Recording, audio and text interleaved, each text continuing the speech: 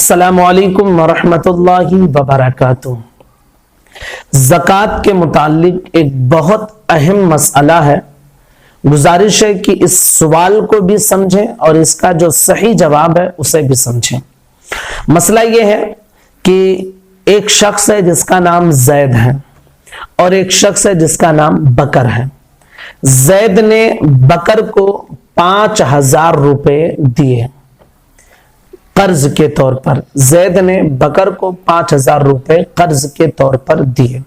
اب ہوا یہ کہ بکر جو ہے یہ قرض کو لوٹا نہیں سکتا ہے، غریب ہے، مسکین ہے، فقیر ہے، اور زید جو ہے یہ مالک نصاب ہے۔ اب زید یہ چاہتا ہے کہ میں نے جو بکر کو 5000 روپے قرض کے طور پر دیے ہیں وہ مجھے لوٹا نہیں سکتا ہے اور مجھ پر زکوٰۃ نکالنا واجب ہے، تو میں چلو 5000 جو میں نے بکر کو دیے ہیں اسے معاف کر دوں اور زکوٰۃ کے طور پر اسے دے دوں۔ تو کیا ایسا کرنے سے زید کی زکوٰۃ ادا ہوگی یا نہیں ہوگی؟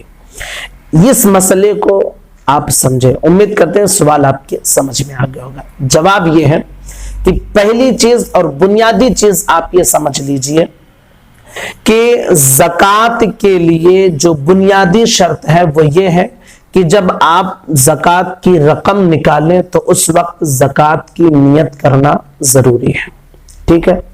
دوسری چیز کہ جس کو آپ زکوٰۃ دے رہے ہیں اس کو مالک بنانا ضروری ہے، اس کو مالک بنانا ضروری ہے۔ دو چیزیں بنیادی طور پر۔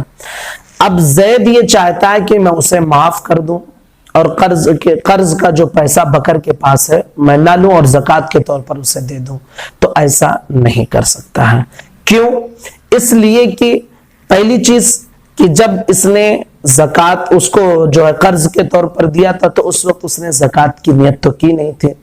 اس کے لیے شرط یہ ہے کہ جب زکوٰۃ کی رقم کو علیحدہ کرے یا دے تو اس وقت نیت میں ہونا چاہیے کہ یہ زکوٰۃ کی رقم ہے، تو نیت بھی نہیں پائے گی۔ دوسری چیز کہ اس کے پاس جو ہے جو قرض تھا اسے زکوٰۃ کے طور پر معاف کر رہا ہے، حالانکہ زکوٰۃ میں ضروری یہ ہے کہ آپ مالک بنا دیں، تو اس کے پاس جو اس کے ذمے میں رقم ہے آپ اسے معاف کر رہے ہیں، مالک نہیں بنا رہے ہیں، لہذا آپ کی زکوٰۃ ادا نہیں ہوگی۔ اگر اس طرح آپ کریں گے کہ جو ہے قرض میں جو رقم دی ہوئی ہے اسے معاف کر دیں ہم یا زکوٰۃ کے طور پر مان لیں، تو ایسا زکوٰۃ ادا نہیں ہوگی۔ ہاں، اس کے لیے جو ہمارے علماء کرام نے طریقہ بتایا ہے وہ یہ۔ اب جیسے مثلا کہ زید جو ہے زید مالک نصاب ہے اور بکر کے اوپر 5000 وہ جو ہے قرض دیے ہوئے ہیں، اب وہ چاہتا ہے کہ جو ہے میری زکوٰۃ ادا ہو جائے اسی 5000 میں، تو پھر اس کی صورت یہ ہے کہ زید جو ہے زید 5000 روپے جو زکوٰۃ اس کے نکل رہے ہیں وہ بکر کو دے دے زکوٰۃ کے طور پر۔ 5000 جو اس کے روپے ہیں وہ بکر کو زکوٰۃ کے طور پر دے دیں۔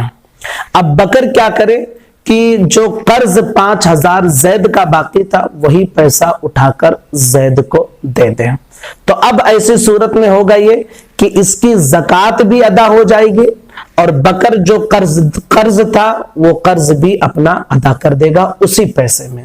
اگر اس طرح آپ کریں گے تو آپ کی زکوٰۃ بھی ادا ہو جائے گی اور قرض بھی ادا ہو جائے گی۔ پھر سے آپ سمجھ لیں کہ معاف کریں گے یا قرض کے طور پر زکوٰۃ کے طور پر اسے چھوڑ دے، تو ایسا کریں گے تو یہ جائز نہیں ہے۔ ہاں، یہ کر سکتے ہیں کہ جیسے زید ہے، زید 5000 روپے زکوٰۃ کے طور پر بکر کو دے دے اور بکر کے اوپر جو 5000 قرض تھا وہ اٹھا کر واپس زید کو دے دے، تو زید کے ذمے جو زکوٰۃ واجب تھی وہ بھی ادا ہو گئی اور بکر کے ذمے جو قرض واجب تھا وہ بھی ادا ہو گیا، دونوں کا مسئلہ حل ہو جائے گا۔ تو یہ شریعت مطہرہ نے راستہ بتایا ہے، اس طرح آپ اگر چاہیں تو زکوٰۃ کو ادا کر سکتے ہیں۔ امپورٹنٹ مسئلہ، ضروری مسئلہ تھا۔